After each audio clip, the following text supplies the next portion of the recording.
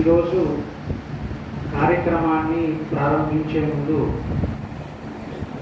చాలామంది పాట కోసం తహతహలాడుతున్న నేపథ్యంలో నేను సాధారణంగా రచించినవి ఎక్కువగా పాడను బయట, కానీ ఇక్కడ రాముని సన్నిధిలో పాడటం అనేది అదృష్టం. కాబట్టి ఈరోజు ఒక కీర్తన నేను రచించినది మీ ముందు, అది నరసింహస్వామి మీద రచించిన కీర్తన.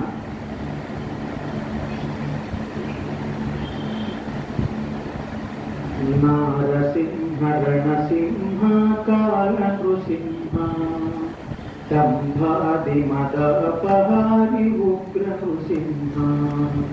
నారసింహ రణసింహ కాల నృసింహ దంభాది మదపహారి ఉగ్ర నృసింహ.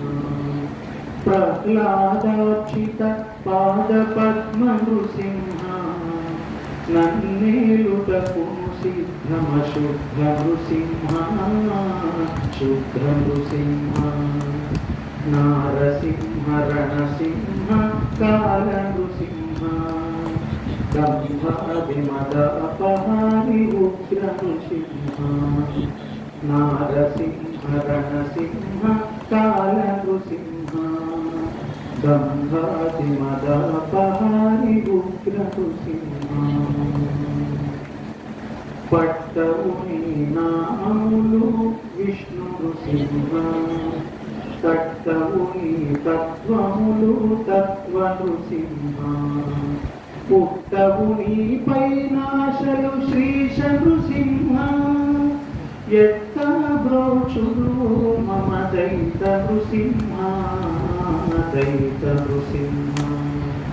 నారసింహ రణసింహ కాల నృసింహ దంభాది మదపహారి ఉగ్ర నృసింహ. నారసింహ రణసింహ కాల నృసింహ దంభాది మదపహారి ఉగ్ర నృసింహ.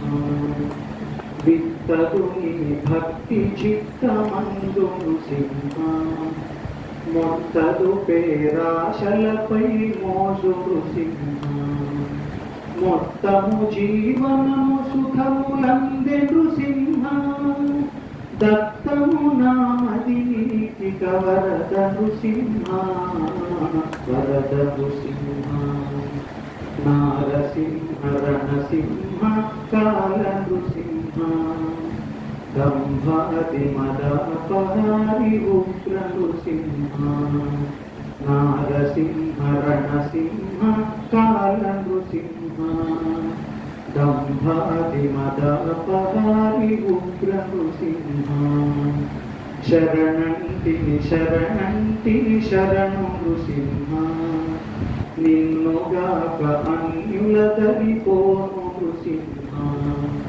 ఘోర పాప విపినములను కాచు నృసింహ, కనక కశిపమర్దన ఘన వీర నృసింహ వీర నృసింహ. నారసింహ రణసింహ కాల నృసింహ దంభాది మదపహారి ఉగ్ర నృసింహ. ప్రహ్లాదార్చిత పాద పద్మ నృసింహ నన్నేలుటకు సిద్ధమశుద్ధ నృసింహ శుద్ధ నృసింహ. నారసింహ రణసింహ కాల నృసింహ దంభాది మదపహారి ఉగ్ర నృసింహ.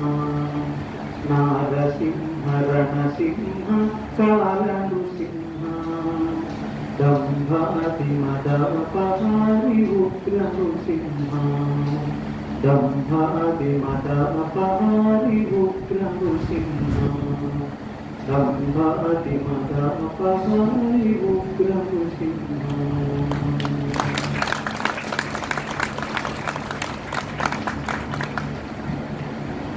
నిన్న మనం రావణాసురుడి యొక్క ఆయన విలపిస్తున్నటువంటి విధానాన్ని మనం చూసాము. అయితే ఆయన అంతటితో ఆగలేదు. వీళ్ళ విలాపం తర్వాత కొంచెం క్రోధం వస్తూ ఉంటుంది. అలాగే ఆయనకు కూడా క్రోధం వచ్చింది. ఆ క్రోధం ఫలితం ఎలా ఉంది అంటే, ముందు వెనక అసలు తాను దేనికోసమైతే యుద్ధం తలపెట్టాడో ఆవిడని నిర్మూలించాలనుకున్నాడు.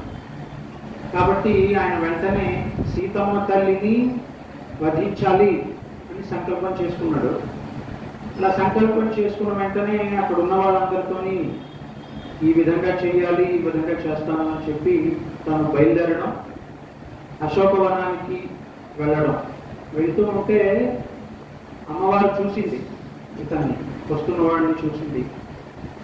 చూసి ఆవిడ అనుకుంది, ఈడేమిటి ఇలా వస్తున్నాడు, ఇంతకు ముందు మా హనుమ వచ్చినప్పుడు అప్పుడే నేను అమ్మ వచ్చేయమ్మా అంటే నేను వెళ్ళలేదు, అప్పుడే వెళ్ళిపోయి ఉంటే బాగుండేది, వీడు ఏమాత్రం రామచంద్రమూర్తిని వధించుంటాడు, ఒకవేళ రామచంద్రమూర్తి వధింపబడితే మా అత్తగారు కౌసల్య ఆవిడుంది, ఆవిడ పుత్రుడు వధింపబడ్డాడు అని తెలిసి పుత్రుడికి దహన సంస్కారాలు అన్నీ చేసి ఆ చితిలోనే ఆవిడ కూడా దూకేస్తుంది. కాబట్టి ఇన్ని ఘోరాలు జరగడానికి ఈ రకమైన దుస్థితికి కారణం అని ఆవిడ దుఃఖిస్తూ ఉంటుందన్నమాట. అయితే ఆవిడ ఒక విషయంలో అసలు ఇలాంటి పరిస్థితి ఆవిడకి దాపురించడానికి ముఖ్య కారణం ఏమిటి అన్నది మనం చూసినట్లయితే, మామూలుగా ఆవిడ వనవాసంలో ఉన్న రోజుల్లో, రామచంద్రమూర్తితో ఆవిడ వనవాసంలో ఉన్న రోజుల్లో మాయలేడి, మారీచుడు మాయలేడిగా వచ్చిన సందర్భంలో ఆవిడ మాయలేడిని చూసి దాన్ని కావాలి అని పట్టుపట్టడం, లక్ష్మణుడు వద్దు అని వారించడం, అయినా కావాలి అని పట్టుపట్టడం, రాముడు సరే అని వెళ్ళడం, ఇవి జరిగాయి. ఈ కథ మనకు తెలిసిందే. కానీ కథలో ఒక విశేషం ఏమిటంటే, భగవంతుడు మన దగ్గర ఉన్నాడు. భగవంతుడు మన దగ్గర ఉండగా మనం వేరేది కావాలి అనుకోవడం తప్పు. ఇప్పుడు మాయలేడి అంటే అది సంసారం. భగవంతుడు ఉండగా మళ్ళీ మనకి దాని ప్రసక్తి ఎందుకు? పక్కనే మనకి పెద్దలు కూడా ఉంటారు. ఇదిగో ఈ కనిపిస్తున్న ఈ సుఖాలు దుఃఖాలు, ఈ సంసారం, ఇదంతా కూడా ఇదేమీ పెద్ద ఇబ్బందికరమైన పరిస్థితి, దీంట్లో నువ్వు అడుగు పెట్టుకో, నిత్యం భగవన్ నామస్మరణ, భగవంతుడి యొక్క ధ్యానం అభివృద్ధి చేసుకోవాలి. లక్ష్మణస్వామి లాగా నిరంతరం చెప్పేవాడు ఉంటారు. లక్ష్మణస్వామి కూడా అలాగే చెప్పాడు, అనే మాయలేడి. ఇప్పుడు మనం మాయలేడి అసలు ఉన్నట్టుగా ఈ బంగారు